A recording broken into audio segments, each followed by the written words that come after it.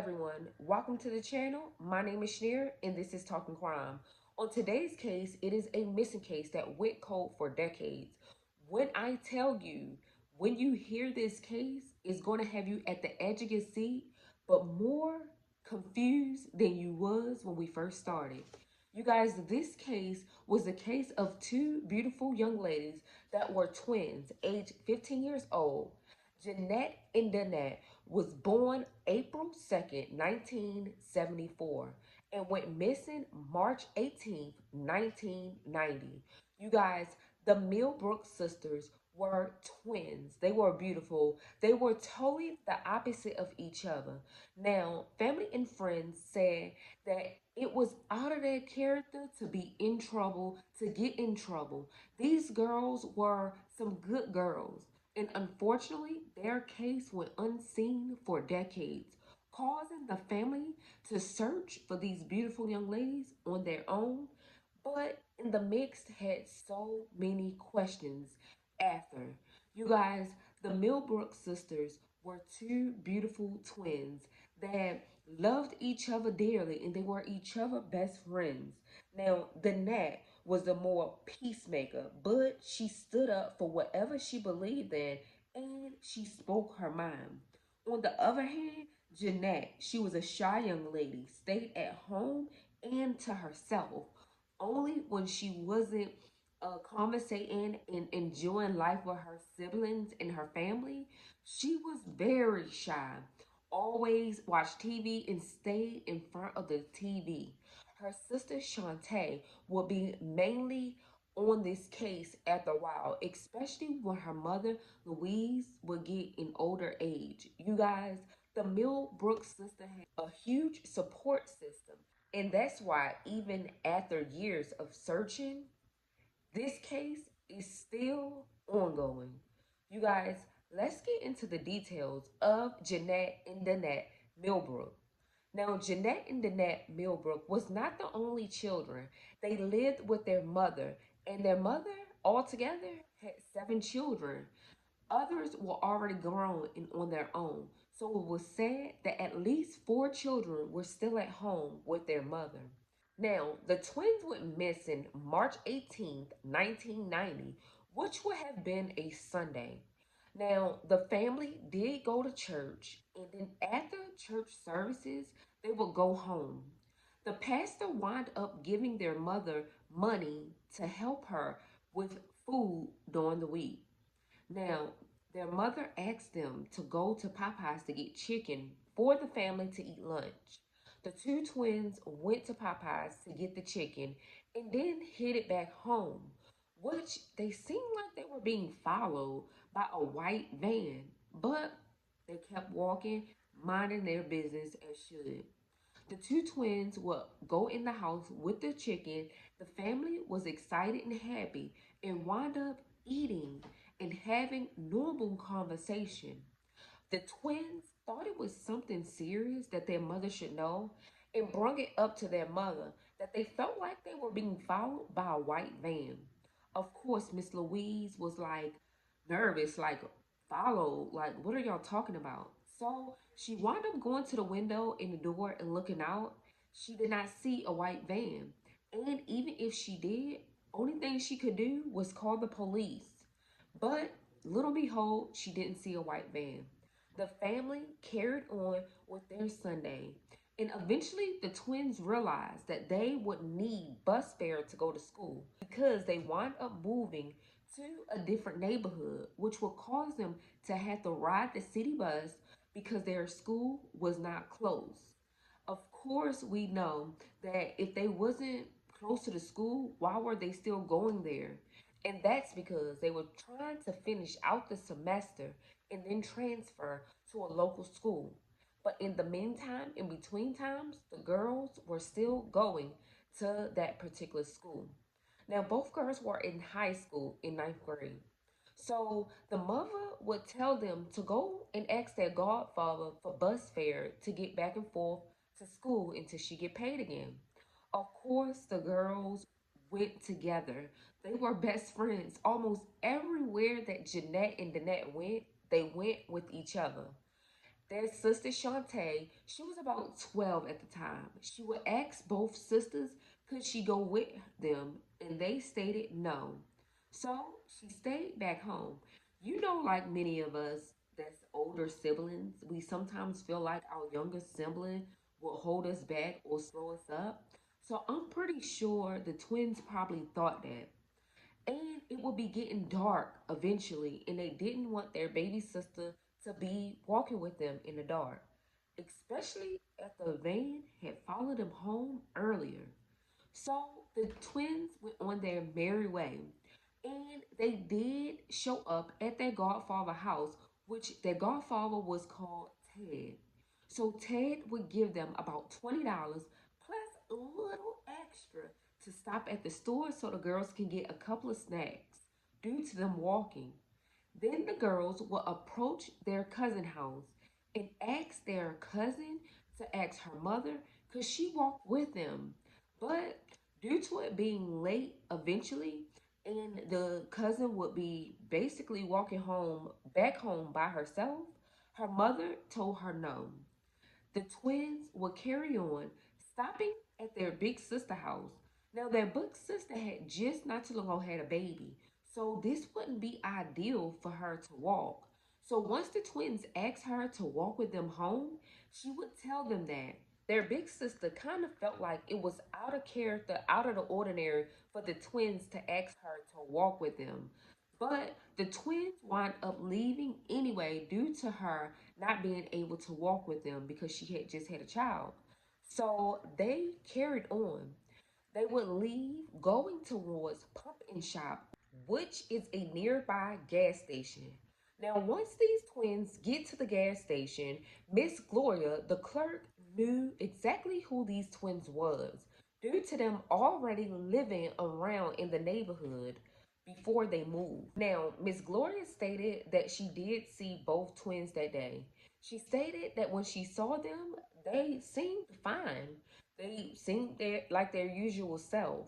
She said that they spoke, they bought chips and drinks, and then when she looked up from helping someone else, the girls were gone. This store is the last place anybody seen of Dannette and Jeannette. After that, no one knows. Until this day, these two beautiful twins have not been found. Now, after that, the twins supposed to hit it home. Their mother was getting worried because, like, where they at? This is not them. So she started calling around to family and friends, and this is how they found out the time frame of each stop the girls made. Then everything went silent at the gas station. Immediately, their mother, Miss Louise, called 911, only to get redirected to wait 24 hours before she reported her twins missing. Now, this is not out of the ordinary. Unfortunately, this is the law. Like, they have to wait 24 hours. But it only takes 24 hours for someone to kidnap somebody and vanish with them without a trace. Unfortunately, this mother had to wait 24 hours for her twins to even be put on the missing list. But when 24 hours happened, she will call 911 again and ask for a police to come out. The police came out and supposedly made a report, but they didn't make them as missing cases. They made them as runaways, causing the case to be pushed back. Now, they said that the detective got the name spelled wrong, Middlebrook, and also one of the twins' middle name was spelled wrong. They also had a couple of things like birthdays and stuff wrong also in this report. Unfortunately, it seemed like the law was not taking it serious at all. Now, in the beginning, I forgot to mention that this was Augusta, Georgia. So, a lot of people are saying, due to these girls' race, could have been the cause why that case was not taken serious in the beginning. Also, after that, the police will go silent for a little bit, and then in 1991 will eventually close this case and list the girls as runaways. Then, all of a sudden, about 2 years after that, the detective that was on the case come to the house, and the family thought this was a breakthrough, but only to be told that their daughters were now 17 and runaways and missing was out of the question. The case had wound up getting closed. They stated that due to them being 17, even if they were found, they would not be forced to come back home because they was at a legal age. So this had family even more worried. The family did all they could by searching for Dannette and Jeannette. They knew that this mess was definitely out of their character. And if something happened, it happened because these girls were forced to do it. They also stated that Dannette and Jeannette would not get in a vehicle or anything with a stranger. So they felt like, maybe they knew the person, or maybe they was held at gunpoint. There was allegedly other things that it could have been a serial murderer because of course they did find other women that were shot or stabbed and now deceased.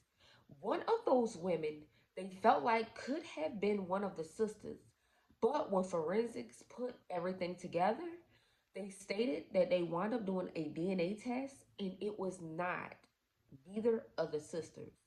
Also, the mother DNA will be taken years down the line.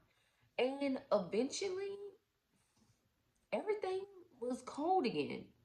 Nobody was saying too much until a mayor took on and a new sheriff.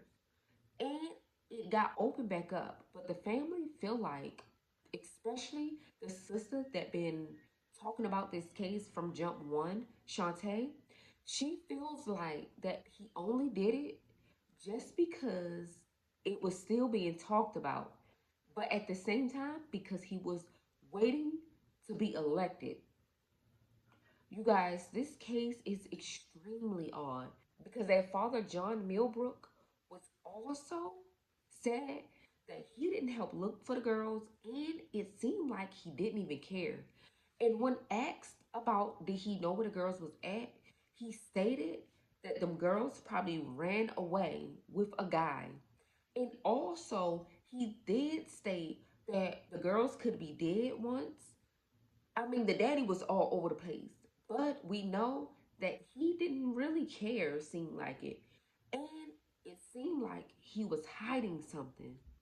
They did state that his mother and sister that are now deceased tried to help the family also because they was concerned, but that daddy, Mr. John, nothing.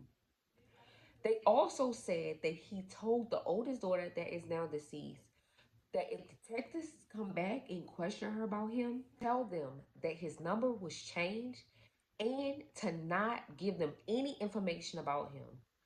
Now, a guy in jail that supposedly helped John and a couple of other people hide a body after two other guys murdered the dude had stated, now this guy name was Ernest Vaughn. Ernest would state that John knew where his daughters was.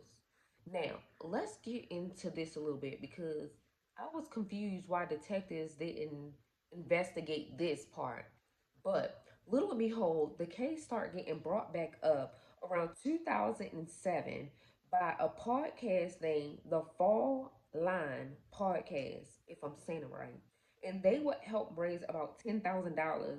And then another podcast, Unsolved, in 2018 will also bring it back up. But this guy in prison said that John knew what happened. Now, this is the story he gave. He said on March 18th, the girls wind up coming down to their dad's house, which was, their dad was kind of like a hangout spot for drug dealers and stuff. And he also stated that John did drugs. So he was kind of like a crackhead, right? So if you came from like a low a low neighborhood, low income, you would know what I'm talking about. And so people hung out at her father's house. He stated he was 12 at the time and the sisters were there. Despite what the family says about the twins, he stated that the twins were drinking and smoking down there at the dad's house, right? And one of the guys tried to come on to Jeannette, and she wasn't having it.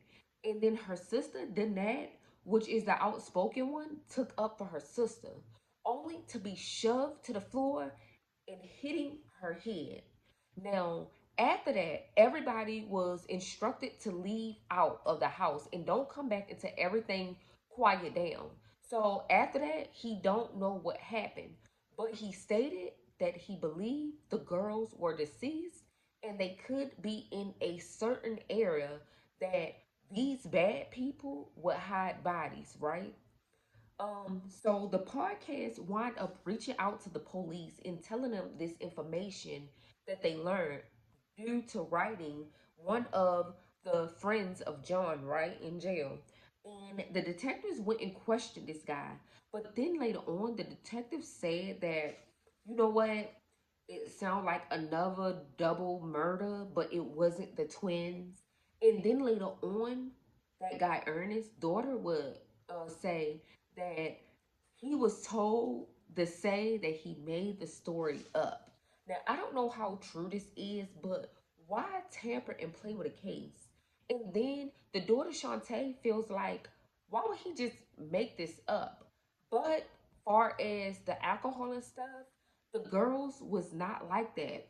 And to me personally, it was downgrading their personality and who they were. If he did make this up, that is like weird to say this. And also the investigator from the gym, he said that reason why he closed the case because he was told that the police stayed coming to the house about the twins, which the mother said is false. He also stated that the school would say that the girls just stayed in trouble, which could never like be in like they could not prove it because the teacher that he says stated that is no longer here. Hmm. And then he goes on to say that their mother was making up, not hearing anything from him, because he will call her every week with an update on the case. And then try to say her IQ was probably low. This just prove how you really felt and why you even put them as runaways. But little and behold, this case has not been solved still into this day.